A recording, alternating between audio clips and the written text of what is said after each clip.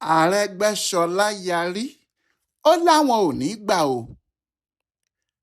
Òní yìí ọjọ́ kẹta oṣù kẹfà ọdún 2026 ló yẹ kí wọ́n bẹ̀rẹ̀ ẹjọ́ àwọn aṣáájú ADC nílé ẹjọ́ gíga l'Àbújá. Ẹjọ́ tó ti wà nílẹ̀ láti ọjọ́ yìí tó ń jà rànyìnrànyìn náà ni ẹjọ́ pé ta ló ní ẹgbẹ́ òṣèlú ADC gan-an. Ṣé àwọn David Mark ni àbí àwọn Bàlágùnbè àbí àwọn míì? Níwájú adájọ́ Peter Lifu ló yẹ kí ẹjọ́ náà ti bẹ̀rẹ̀. Ohun tó sì fa wàhálà gan nìyẹn. Ọ̀rọ̀ náà sì le débi pé Raufu Arẹ́gbẹ́ṣọlá tí í ṣe akọ̀wé ẹgbẹ́ náà ti jáde báyìí pé àwọn ò ní gbà, ohun tó bá gbà làwọn yóò fún un. Ọkàn wọn ò balẹ̀ ni. Bẹ́ẹ̀ ni ọkàn àwọn àgbààgbà nínú ADC kò balẹ̀. Ẹni eégún ń lé kó máa rọ́jú, bó ti ń rí ara ayé ló ń rí ara ọ̀run. Ó dàbí pé ọ̀rọ̀ náà kò rí bẹ́ẹ̀ báyìí o, torí àwọn eégún tó ń lé wọn nínú ADC yìí pọ̀. Kì í ṣe ẹyọ kan, bó ti ń rẹ ọ̀kan lòmíì ń bọ́ síwájú. Kó sì tó rẹ asínwín, ẹni yóò pa ìyá ìpàápàá. Ń tí wọ́n fi ọ̀rọ̀ náà ṣe nìyẹn. Àkóbá gáfárà. Àwọn àgbà ẹgbẹ́ yìí, David Mark, Atiku Abubakar, Raufu Arẹ́gbẹ́ṣọlá, Abubakar Malami àti àwọn tó kù ti sáré jáde. Wọ́n wá ti Raufu Arẹ́gbẹ́ṣọlá ṣáájú. Wọ́n ní àwọn ò fẹ́ rárá. Àwọn ò sì tilẹ̀ ní gbà kó yé adájọ́ Peter Lifu ni wọn yóò gbé ẹjọ́ àwọn síwájú ẹ̀. Wọ́n ní bí ìgbà pé àwọn ọ̀tá àwọn ti mú àwọn ni, pé kò sí ìdí tí àwọn fi lè dúró níwájú adájọ́ náà rojọ́. Nítorí èyí, Raufu Arẹ́gbẹ́ṣọlá ti kọ̀wé òfin sí adájọ́ náà fúnra ẹ̀. Lọ́ọ̀yà ẹ̀ Muhammadu Sheriff ló bá akọ̀wé náà. Wọ́n ní kí adájọ́ Lifu yọ ara ẹ̀ kúrò nínú ẹjọ́ ADC. Àwọn ò fẹ́. Kí ló wáá dé? Ohun tó fa gbogbo ìjayà yìí ni pé ẹjọ́ tó wà nílẹ̀ yìí ni yóò sọ bóyá Atiku Abubakar yóò lè du ipò ààrẹ lóòótọ́ tàbí kò ní lè dù ú. Bóyá gbogbo ìhàlẹ̀ máa pa máa là á tó ń sọ pé òun yóò gbàjọba lọ́wọ́ ààrẹ Bọ́lá Tinubu, bóyá kìnìún náà yóò ṣeé ṣe tàbí ò ní ṣeé ṣe. Ìdí ni pé bí wọ́n ti yan òun gẹ́gẹ́ bí ẹni tí yóò du ipò ààrẹ lórúkọ ADC ní ọjọ́ 27 oṣù karùn-ún tí wọ́n ní kó máa bá eré àníyàn lọ. Kó tó di ọjọ́ náà gan-an ni igun ẹgbẹ́ òṣèlú ADC míì ti yan Dumebi Kashukwu bí ẹni tí yóò du ipò ààrẹ náà lórúkọ ẹgbẹ́ yìí kan náà. Ọjọ́ 24 oṣù karùn-ún yìí kan náà ni wọ́n sì yan òun. Èyí ni pé àwọn méjì ni olùdíje fún ipò ààrẹ Nàìjíríà lórúkọ ẹgbẹ́ ADC. Bí kì í bá sì ṣe pé wọ́n yanjú ọ̀rọ̀ náà nílé ẹjọ́, ọkàn ẹnikẹ́ni ò lè balẹ̀ nínú wọn. Bẹ́ẹ̀ bí ọ̀rọ̀ bá dé ọ̀kan ibi yìí tó bá dàrú, àwọn Àtíkù ní kinní náà yóò dùn jùlọ. Nítorí bí ìgbà pé wọ́n kó wọn sínú yàrá tí kò ní wíńdò tí wọ́n wá tilẹ̀kùn mọ́ wọn sínú òkun níbẹ̀ ni. Wọ́n sọ wọ́n sóòkun ayé nìyẹn. Ohun tó ń ṣẹlẹ̀ ni pé ẹjọ́ tí Bàlágùnbè pè láti ọjọ́ yìí tí wọ́n ti ń fà lọ tí wọ́n ń fà bọ̀ yìí, adájọ́ Emeka Nwite ti dájọ́ ní ọjọ́ 14 oṣù kẹrin ọdún yìí pé òun dá ẹjọ́ náà dúró nítorí ẹjọ́ ọ̀hún ti déwájú ilé ẹjọ́ tó ga jùlọ nílẹ̀ wa. Ohun tí Supreme Court bá sì dá ní gbogbo àwọn yóò tẹ̀lé. Àmọ́ ní 30 oṣù kẹrin yẹn náà, Supreme Court wá dájọ́, wọ́n sì pàṣẹ pé kí àwọn ADC gbé ẹjọ́ wọn padà sílé ẹjọ́ gíga tí wọ́n ti kúrò, pé kí ohun gbogbo sì padà sí tàtijọ́. Bẹ́ẹ̀ ni wọ́n dá ẹjọ́ náà padà síwájú adájọ́ Emeka Nwite níbi tí wọ́n ti lọ. Ibi gan ni ṣìbáṣìbó ti wá bá àwọn aṣáájú ADC. Nítorí nígbà tí wọ́n dé ilé ẹjọ́ ní ọjọ́ 8 oṣù karùn-ún, ọ̀tọ̀ lohun tí àwọn David Mark àti Arẹ́gbẹ́ múra ẹ̀ wá, àmọ́ ọ̀tọ̀ lohun tó bá wọn.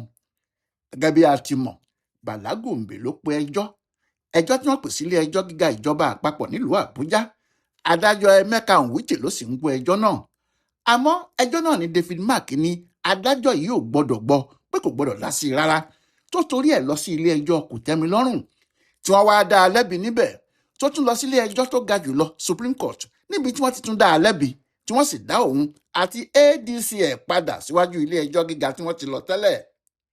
Ilé ẹjọ́ náà ni wọ́n padà wá ní ọjọ́ Ẹtì Friday ọjọ́ 9 oṣù karùn-ún 2026.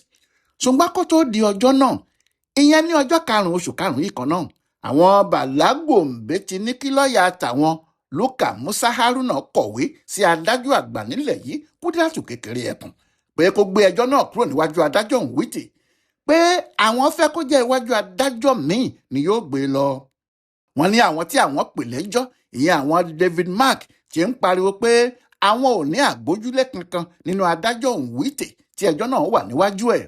Nítorí ẹ̀ làwọn ṣe fẹ́ kó jẹ́ iwájú adájọ́ míì ni wọ́n gbé ẹjọ́ ọ̀hún lọ. Bí ọ̀rọ̀ bá sì ti dà báyìí, ẹlẹ́nu rírùn ló ní àmùyá ẹ̀. Bẹ́ẹ̀ èèyàn bá ní kó má mu omi níbẹ̀ tọ̀hún yóò gbọ́ ìtàn burúkú ni. Ibi tó bá sì wú ni là á gẹ fìlà ẹni sí. Àwọn bàlá ló pe ẹjọ́, wọ́n sì lẹ́tọ̀ọ́ láti sọ̀rọ̀ lórí adájọ́ tó bá fẹ́ gbọ́ ẹjọ́ wọn. Àgàgà tí ìkùnsínú bá ti wà. Ohun tó jẹ́ kí wọ́n sọ fún lọ́ọ̀yà wọn kó kọ̀wé sádájọ́ àgbà nìyẹn. Nígbà tí Bọ́lájí Abdullahi ti ṣe alukoro fáwọn ADC ti gbọ́ ọ̀rọ̀ yìí tẹ́lẹ̀ kó tó di ọjọ́ tí wọ́n pàdé nílé ẹjọ́, ó ti kọ́kọ́ pariwo. Ó ní àwọn Tinubu ni wọ́n fẹ́ bà tàwọn jẹ́, láì mọ̀ pé àwọn tí wọ́n ń bá wọn fà á náà ni wọn ò padà lẹ́yìn wọn. Nítorí nígbà tí wọ́n dé ilé ẹjọ́ lóòótọ́, tí lọ́ọ̀yà àwọn bàlá rojọ́ lọ bí ilẹ̀ bí ẹni lórí ọ̀rọ̀ yìí tó ní kí wọ́n gbé ẹjọ́ náà kúrò ló dáa. Lọ́jọ́ náà, àwọn lọ́ọ̀yà àwọn David Mark, ìyẹn Rilwan Ọ̀pánáṣì, Sulaiman Usman, Muhammad Sheriff àti P.I. Oyewọlé, àwọn bẹ̀rẹ̀ ìbínú ńlá ni. Wọ́n ti tọ́ sókè, wọ́n fojú gbà á pé kò sóhun tó jọ bẹ́ẹ̀. Adájọ́ Nwite ní kó máa gbọ́ ẹjọ́ náà lọ. Ńlọrọ̀ bá di gbọ́n mi sí omi òtó ní kóòtù. Ohun tó sì ń ya àwọn èèyàn lẹ́nu jù níjọ́ náà ni pé àwọn aṣáájú ADC yìí, pàápàá David Mark, ni wọ́n ti kọ́ sọ pé àwọn ò fẹ́ adájọ́ Nwite, pé àwọn ò tiẹ̀ fẹ́ kó jẹ́ òun ni yóò gbọ́ ẹjọ́ àwọn. Nítorí ẹ̀ náà ni wọ́n sì ṣe lọ sílé ẹjọ́. Àfi bó ṣe tún wá jẹ́ àwọn gan ni wọ́n wá ń jà lásìkò yìí pé àwọn kò fẹ́ adájọ́ méjì, ẹni tí àwọn fẹ́ gan nìyẹn. Ọ̀rọ̀ náà le débi pé adájọ́ pàápàá kò mọ èyí tí ó ṣe. Ọba rán ni níṣẹ́, odò ọba kún, bá àbájíṣẹ́ ọba lè pa ni, bẹ́ẹ̀ èèyàn sì bẹ́ lódò, odò lè gbé ni lọ, bẹ́ẹ̀ lọ́ba ò sí lẹ́bàá odò ọba tí yóò gbà ni. Lọ́ọ̀yà àwọn Bàlágòǹbé ní kí adájọ́ má dára ẹ̀ láàmú, kó gbé ẹjọ́ náà sígbà míì ni.